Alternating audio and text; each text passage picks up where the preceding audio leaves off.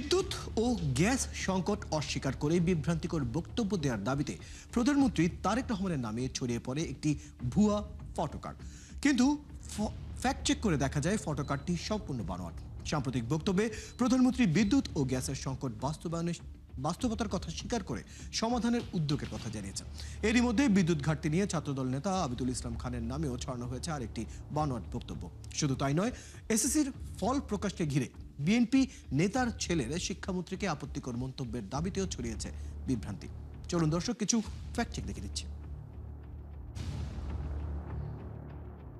চলমান বিদ্যুৎ ও গ্যাস সংকটকে কেন্দ্র করে প্রধানমন্ত্রী তারেক রহমানের নামে ছড়ানো একটি বানোয়াট ফটোকার্ডকে ঘিরে সামাজিক যোগাযোগ মাধ্যমে তৈরি হয় বিভ্রান্তি। কিন্তু রিউমার স্ক্যানার টিমের অনুসন্ধানে দেখা যায় প্রধানমন্ত্রীর এমন কোনো মন্তব্যের নির্ভরযোগ্য কোনো তথ্য প্রমাণ নেই। বরং সাম্প্রতিক বক্তব্যে তিনি বিদ্যুৎ ও গ্যাস সংকটের বাস্তবতা স্বীকার করে সমাধানে সরকারের উদ্যোগের কথা জানিয়েছেন।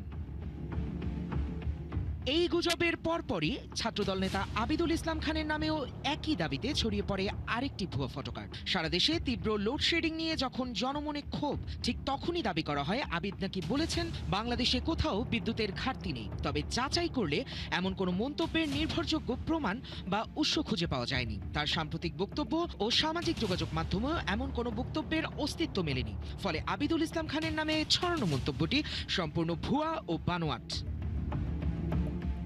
ওদিকে 2026 সালের এসএসসি ফল প্রকাশের পরপরই ফলাফল ঘিরে সামাজিক যোগাযোগ মাধ্যমে সরব হয়ে উঠেছে নানা ধরনের অপতথ্য। এর মধ্যে 11 বিষয়ে A+ পেয়েও ফেল দাবিতে এক শিক্ষার্থীর অভিযোগের ভিডিও ব্যাপক আলোচনায় আসে। তবে ফ্যাক্ট চেক করে দেখা যায় ভিডিওটি সাম্প্রতিক নয়। গত বছরের এসএসসি ফল পুনর্বিবেচনার দাবিতে অকৃতকার্য শিক্ষার্থীদের আন্দোলনের সময় ধারণ করা ভিডিও। 2025 সালের 17 জুলাই এটিএন বাংলা নিউজে প্রকাশিত ভিডিওর সঙ্গে ভাইরাল ভিডিওটির দৃশ্যের হুবহু মিল পাওয়া যায়। ওই সময় ফল পুনর্বিবেচনা সহ 4 দফা দাবিতে শিক্ষার্থীরা আন্দোলন ও সচিবালয় অভিমুখে কর্মসূচি পালন করেছিল। শুধু তাই নয়, 2026 সালে এসএসসি পরীক্ষায় ফেল করার পর বিএনপি নেতার ছেলে শিক্ষামন্ত্রীর উদ্দেশ্যে আপত্তিকর মন্তব্য করেছেন।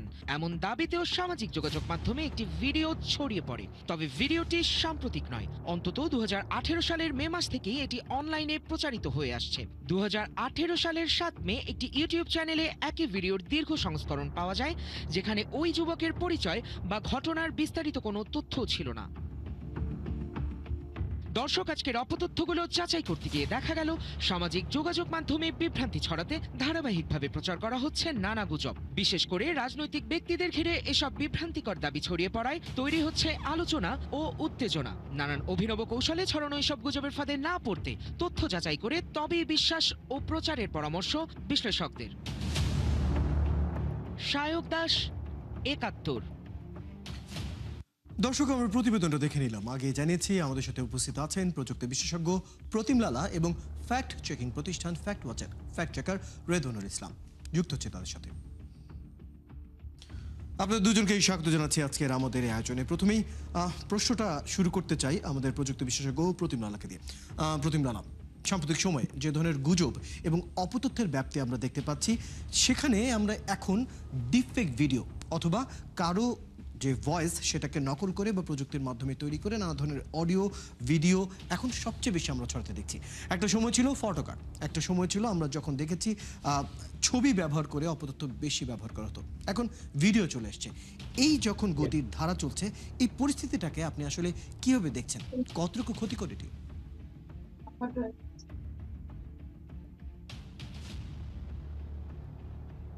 প্রথম হচ্ছে এই জিনিসটা আসলে নতুন নয়। মানে আমরা যতই এটা নিয়ে যত আমরা এখন কনসার্ন হচ্ছি, এটা কিন্তু নতুন নয়।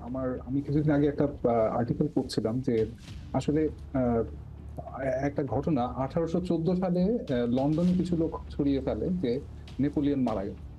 এই খবরটা ছড়ানো হয়েছিল ঘোড়ার গাড়িতে এবং টেলিগ্রাফ ব্যবহার করে। তো তার কারণে যেটা হয়েছিল, লন্ডন স্টক মার্কেট একেবারে পড়ে যায়। কিন্তু সেটাকে রেকটিফাই করতে সময় লেগে যায় অনেকে, এই সুযোগে অনেকে কোটিপতিও হয়ে যায়। তো এখন ঘোড়ার বদলে আর সোশ্যাল মিডিয়ার অ্যালগরিদম আছে। তো সিস্টেম পাল্টেছে, স্পিড বেড়েছে, কিন্তু মানুষের ইমোশনাল ম্যানিপুলেট করার যে হ্যাকিং টেকনিকটা, সেটা 200 বছর ধরে প্রায় একই রকম রয়ে গেছে। আমরা সেই জায়গা থেকে বেরোতে পারিনি। সো আসল সমস্যাটাই হচ্ছে আমাদের নলেজে না। মানে এমন না যে আমরা যারা সোশ্যাল মিডিয়া ব্যবহার করছি তারা জিনিসটা বুঝছি না। সমস্যাটা হচ্ছে সেটাকে কাউন্টার করার যে গ্যাপটা, সেটার স্প্রেডিং গ্যাপটা অনেক অনেক বড় হয়ে গেছে। আমাদেরকে যেটা করতে হয় সেটা হচ্ছে আমরা যখন শুনি যে এখানে কিছু হয়েছে, সেটাকে আমাকে ফ্যাক্ট চেক করতে হয়, প্রথমে যেতে হয় যে সেটাকে আসলে কিনা, সেটাকে সেই আসল তথ্য খুঁজে বের করতে হয়। তার আগেই কিন্তু রিউমারটা সারা জায়গায় ঘুরে ফেলে। তো এই জায়গাটাতেই আমাদের অ্যাড্রেস করার জায়গাটা খুবই খুবই মানে কিছু ক্ষেত্রে আমরা খুবই অসহায় বোধ করি এইসব জায়গায়। প্রতিম লালা, আপনি একটা চমৎকার কথা বলেছেন। আসলে মূল জায়গাটা হয়ে দাঁড়িয়েছে আসলে এইসব তথ্য ফ্যাক্ট চেক করে কতটুকু সত্যর দিকে বা কতটুকু সত্যটাকে আসলে বের করে নিয়ে আসা যায়। এই বিষয়ে আমাদের সাথে আমাদের অতিথি একজন ফ্যাক্ট চেকার যুক্ত আছেন, তার কাছ থেকে আরও কিছু আলাপ করে তারপর আবার আপনার কাছে ফিরবো। আপনি সঙ্গেই থাকুন। রেদুল ইসলাম, আপনাকে স্বাগত জানাচ্ছি। একটু জানতে চাই আমি, গত 2 থেকে 3 মাসের একটা চিত্র, অপতথ্যের বা গুজব নিয়ে একটা লম্বা সময় যাবত আপনি এবং আপনারা কাজ করছেন। যদি গত 5 বছরের হিসাবই ধরি, অন্তর্বর্তীকালীন সময় থেকে শুরু করে যে ধরনের অপতথ্য আমরা দেখতে পাচ্ছি, অনেকটাই পরিকল্পিত, অনেকটাই বাণিজ্যিক এবং অনেকটাই মানে সংগঠিত উপায়ে এইসব অপতথ্য বা গুজবগুলো ছড়ানোর একটা রীতি কিন্তু এখন অনেকটাই পরিষ্কার হয়ে দাঁড়িয়েছে। একটু আপনার কাছ থেকে জানতে চাই, গত কয়েক মাসে এখনকার যে অপতথ্যগুলো ছড়াচ্ছে সাম্প্রতিক সময়ে, সেগুলোকে কি থাকছে, কারা করছে এবং সেগুলো ফ্যাক্ট চেক করা কতটা কঠিন বা কতটা সহজ, জানাবেন। ধন্যবাদ। এখানে গত কয়েক মাসে কি হচ্ছে আমরা যদি দেখি, আসলে পুরো বিষয়টাই ট্রেন্ড বেস। যখনই যে ট্রেন্ড আসতেছে ওই ট্রেন্ডের সঙ্গে মিলিয়ে বিভিন্ন ধরনের গুজব ছড়ানো হচ্ছে। যেমন আপনি আপনার রিপোর্টে উল্লেখ করেছেন যে এসএসসি পরীক্ষা কেন্দ্রে বেশ কিছু গুজব ছিল। তারপরে হচ্ছে জ্বালানি বা বিদ্যুৎ সংকটের কথা আমরা এখন জানি। এই জ্বালানি বা বিদ্যুৎ সংকট ঘিরে কিন্তু বিভিন্ন ধরনের গুজব ছড়াচ্ছে। বিগত সময় আমরা দেখছি হচ্ছে আপনার ইরান যুদ্ধ যখন শুরু হলো, ইরান ইউএসএ ইসরায়েল কনফ্লিক্ট যখন শুরু হলো, তখন আবার ওই ইন্টারন্যাশনাল কেন্দ্রিক বিভিন্ন গুজব দেখলাম। বা হচ্ছে যখন পশ্চিমবঙ্গে নির্বাচন হলো, নির্বাচনের পরে হচ্ছে আমরা বিভিন্ন ধরনের কমিউনাল মিসইনফরমেশন ছড়াতে দেখলাম। আসলে পুরো বিষয়টা হয় হচ্ছে এই যে আমার সহ অতিথি বলছিলেন অ্যালগোরিদমিক, এবং এই ক্ষেত্রে হচ্ছে ট্রেন্ডও কাজ করে। এর বাইরে যেটা হয় যে পলিটিক্যাল গুজব, যেটা টানা আমরা মানে ইন্টারিমের সময় থেকে দেখে আসতেছি, এবং এটা খুব বেশি পরিমাণে এবং ওয়েল অর্গানাইজড ওয়েতে আপনার ছড়াচ্ছে। এবং এইসব ক্ষেত্রে যারা ছড়াচ্ছে তাদের মোটিভেশন অন্যরকম। যেমন আমরা দেখেছি হচ্ছে, আমরা যখন ফেসবুকে রেড করতেছি মিস ইনফরমেশন গুলো, যারা যেসব অ্যাকাউন্ট থেকে ছড়াচ্ছে, যারা আনইনটেনশনালি ছড়াচ্ছে, ওই জন্য অ্যাকাউন্ট গুলো রেড করতেছি, তারা কিন্তু আবার আমাদের কাছে আপিল করতেছে। কিন্তু আমরা এমন অনেক পেজ পাচ্ছি, অ্যাকাউন্ট পাচ্ছি, যারা ক্রমাগত হচ্ছে আপনার মিস ইনফরমেশন ছড়িয়ে যাচ্ছে। এবং হচ্ছে আমরা যখন এগুলো রেড করতেছি, তারা হচ্ছে ওইসব রেড কে খুব একটা কেয়ার করতেছে না। আমার যেটা হচ্ছে একটা অ্যাকাউন্ট বন্ধ হয়ে যাচ্ছে, পরে হচ্ছে তারা আবার আরেকটা অ্যাকাউন্ট খুলতেছে, আরেকটা পেজ খুলতেছে। হ্যাঁ, মানে এই পুরো বিষয়টা এখন হচ্ছে ওয়েল অর্গানাইজড, এবং এখানে ভিউজ বা হচ্ছে মনিটাইজেশন এইসবের চেয়ে বড় বিষয় যেটা দাঁড়াইছে এখানে হচ্ছে একটা আপনার মানে একটা মেসেজ তৈরি করা, বা হচ্ছে মানুষের মধ্যে একটা আতঙ্ক তৈরি করা, তাহলে মূলত বা আমরা হচ্ছে দেখতে একটা পাচ্ছি যে মানুষের সাধারণ মানুষকে যে কোনো বিষয়ে সিদ্ধান্ত নিতে প্ররোচিত করার জন্য আসলে যা যা ধরনের বিষয় করা দরকার সেগুলো বিষয়ে আসলে আমরা সবচেয়ে বেশি দেখছি। রিদওয়ানুল ইসলাম, আপনি চমৎকার বেশ কিছু পয়েন্ট আসলে তুলে ধরেছেন, সেই জায়গাগুলো নিয়ে আবার ফিরে যাচ্ছে আমাদের অতিথি প্রতিম লালার কাছে। প্রতিম লালা, আপনি শুনছিলেন, আমরা অনেকটা অর্গানাইজড উপায়ে দেখছি অপতথ্য এবং গুজবগুলো ছড়াতে। অপতথ্য এবং গুজব যদি অর্গানাইজড বা পরিকল্পিতভাবে ছড়ানো শুরু করে এবং মানুষের ইমোশন এবং মানুষের মানসিকতাকে যদি তারা টার্গেট করেই কাজ করে, এবং অনেকটাই আমরা দেখছি যেটা তারা ভাইরাল করতে চায় সেটা ভাইরাল হচ্ছে, এই যখন পূর্ব পরিকল্পিতভাবে এগিয়ে যাওয়া এবং অনেকটাই তারা সফল হচ্ছে, তাহলে এই জায়গাটা নিয়ে আসলে কি করার আছে? এটা নিয়ে আমি এর আগে অনেকবার বলেছি, আছে অনেক কিছুই। আপনি তার আগে একটা জিনিস বলি, যেমন ধরুন এই এখন আপনি যে প্রথম যে শুরু করেছিলেন যে ডিপ ফেক এবং ভিডিও কার্ড নিয়ে কথা, কিন্তু এই আজকের টপিকে আসলে সেইগুলো আসেনি।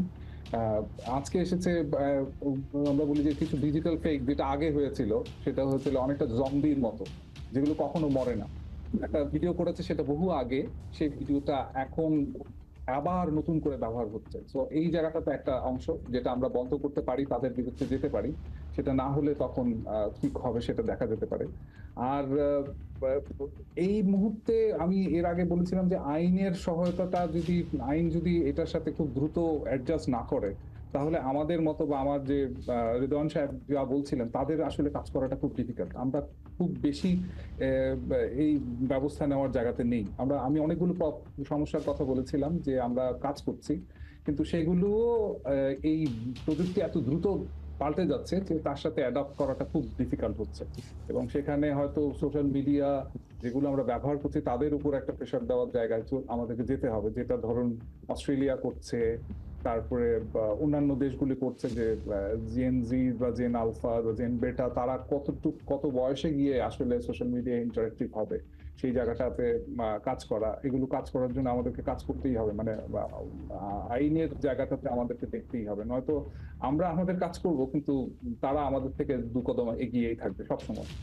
প্রদীপ লালা, আমি আরেকটা বিষয়ে একটু আসতে চাই। কিছুক্ষণ আগে রেদওয়ানুল ইসলাম বলছিলেন যে আসলে কোনো অ্যাকাউন্ট যদি বন্ধ করে দেওয়া হয় কোনো আইনি প্রক্রিয়ার মাধ্যমে বা সেটাকে রিপোর্ট করে, পরক্ষণেই সেই ব্যক্তি বা সেই দলবদ্ধ লোকরা চাইলেই কিন্তু আরেকটা জিমেল আইডি দিয়ে আরেকটা ফেসবুক আইডি বা ইনস্টাগ্রাম আইডি অথবা টিকটক আইডি করতেই পারছেন, মুহূর্তের বিষয়। সেখানে তাদেরকে থামানো যাচ্ছে না। এই জায়গাটা কি কোনো ধরনের কোনো সমাধানে আসার কোনো সুযোগ আছে? একদম যে নেই তা নয়। এর আগে আমি একবার বলেছিলাম যে এখন তো ধরুন যে ফটো কার্ড আসছে সেটা ভেরিফিকেশন হওয়ার জন্য কিন্তু ফটো কার্ডের মধ্যে ফটো আইডেন্টিটি লুকিয়ে দেওয়া হচ্ছে, মানে ওখানে দিয়ে দেওয়া হচ্ছে। অর্থাৎ আপনি যখন সেটা প্রচার করছেন তখন সোশ্যাল মিডিয়া কিন্তু সেটাকে বুঝতে পারে যে এটা এডিটেড বা এটা একটা অন্য কিছু দিয়ে মিসরিপ্রেজেন্টেশন হচ্ছে কিনা। এটা নিয়ে অনেকগুলো বড় বড় প্রতিষ্ঠান কাজ করছে, কিন্তু সেটা এখনো আসেনি আর কি। মানে কাজ শুরু হয়েছে কিন্তু এখনো আসেনি সেই অর্থে, বা এনফোর্সমেন্টটা সেই অর্থে এখনো পর্যন্ত ওয়াইড স্প্রেড না, বা আমরা যেগুলো ব্যবহার করছি সেগুলোতে নেই। তো যখন হবে তখন হয়তো আমরা সেটাকে আরো তাড়াতাড়ি বন্ধ করতে পারবো, বাট এই মুহূর্তে সম্ভব হচ্ছে না। প্রদীপ লালা, আপনি যখন বলছিলেন এই মুহূর্তে যখন এটি সম্ভব হচ্ছে না, এটা কি শুধু আমাদের বাংলাদেশের বেলায় নাকি পৃথিবীর সব জায়গাতেই তাই? পৃথিবীর সব জায়গায়, পৃথিবীর সব জায়গায়। সেই জন্য আমি বলছিলাম যেমন অস্ট্রেলিয়াতে 16 বছর পর্যন্ত ছেলে মেয়েদেরকে সোশ্যাল মিডিয়াতে ঢুকতেই দেওয়া হচ্ছে না, তারা আইন করে সেটা বন্ধ করে দিয়েছে। আমি অস্ট্রেলিয়ার কথাটা বারবার বলছি, মাথায় এটা এসছে বলে।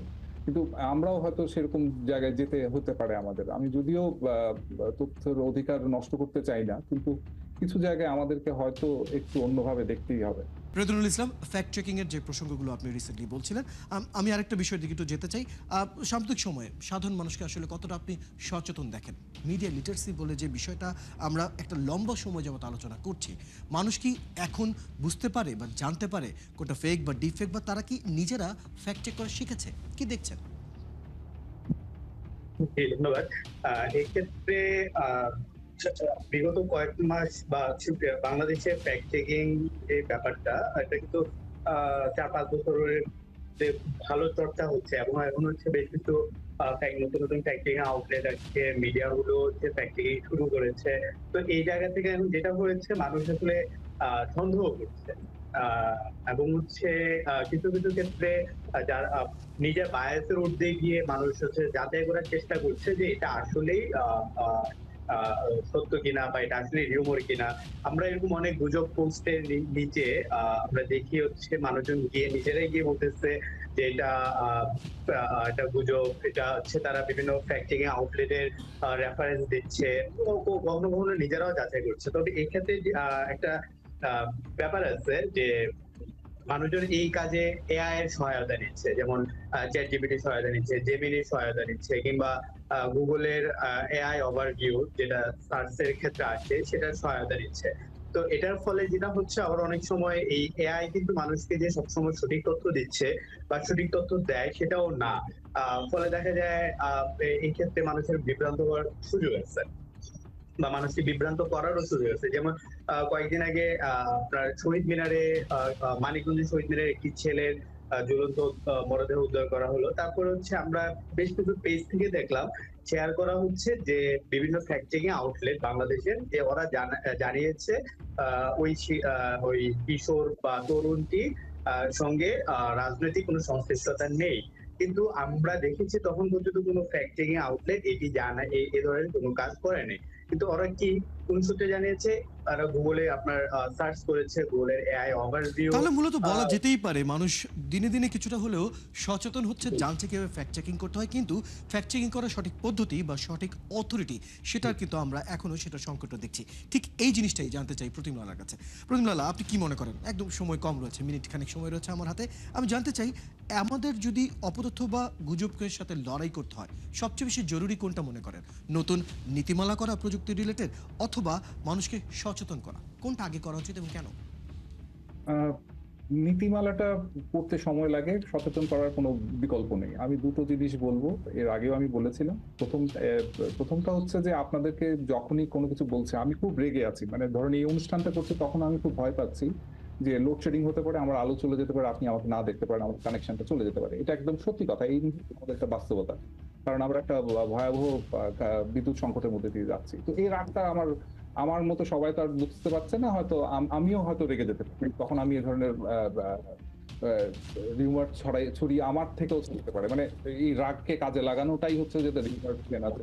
এবং এডিটিং টুলগুলো খুব সোজা, ফটো কার্ডে ছবি বসানো, টেক্সট বসাতে লাগে মাত্র 2 মিনিট, সেটা ছড়িয়ে দিলে সব হয়ে যায়। কিন্তু আমি দর্শক সচেতনতা আরেকটা জিনিস দর্শকদের বলতে চাই, এখন কিন্তু ডেটা ফ্রি হয়। অর্থাৎ আগে যেটা হতো কে কি বলেছে সেটা ভেরিফাই করা যাচ্ছে না। তো আমরা একটা জিনিস করতে যাচ্ছি, আমাদের প্রতিটা কাজের কিন্তু ডেটা ট্রেইল রয়ে যাচ্ছে, অ্যালগরিদম রয়ে যাচ্ছে। সেই বিষয়গুলো নিয়েও আসলে কথা বলেছে হ্যাঁ। প্রতিবেলা। আসলে সময় স্বল্পতার কারণে এখানে শেষ করতে হচ্ছে, অন্য আরেক দিন হয়তো এই বিষয়টা নিয়ে আরো বিস্তারিত আলাপ করতে পারবো। ধন্যবাদ সময় দেওয়ার জন্য। ধন্যবাদ। বাকি সে ধন্যবাদ জানাচ্ছি রেদনুল ইসলামকে আমাদেরকে সময় দেওয়ার জন্য। দর্শক, আমাদের সাথে আমাদের দুজন অতিথি যুক্ত ছিলেন, কথা বলছিলাম বেশ কিছু ফ্যাক্ট চেকিং বিষয়গুলো নিয়ে। দর্শক, আপনারা আছেন ফ্যাক্ট চেক নিয়ে একাত্তরের নিয়মিত আয়োজন ফেক নিউজ স্ক্যানারে। প্রতিদিন আমরা রিমোট দূর করতে হাজির হব ঠিক একই সময়ে একইভাবে। আপনারা আমাদের সাথে যুক্ত হতে পারেন। কোনো খবর যদি আপনাকে সংশয় ফেলে, সেটি একটি স্ক্রিনশট আমাদেরকে ইমেল করতে পারেন fns.71tv@gmail.com, অথবা ফেসবুকে যোগাযোগ করুন www.facebook.com/fakenewsscanner। আমরা সেই তথ্যের ফ্যাক্ট চেক করে আপনাদের জানাবো। চটকদার শিরোনাম দেখেই ক্লিক করবেন না। বিশ্বাস আর প্রতিক্রিয়া জানানোর আগে ফ্যাক্ট চেক করুন, আর থাকুন 71 সাথে।